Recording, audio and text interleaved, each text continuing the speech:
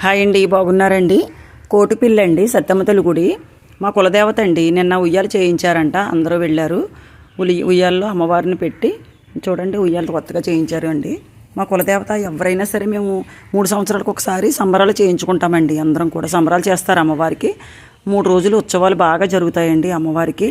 రకరకాల గరగలు ప్రోగ్రామ్స్ అన్నీ కూడా చాలా బాగుంటాయండి. 3 రోజులు కూడా సరదాగా అన్ని కుటుంబాల వాళ్ళు ఎక్కడ ఎంత దూరాలు ఉన్నా సరే వచ్చి చేసుకుంటుంటారు. ప్రతి సంవత్సరం కూడా అమ్మవారికి కళ్ళు వేయడం అని అవి ఉంటాయండి. సంబరాలు చేస్తారు 3 సంవత్సరాలకు ఒకసారి.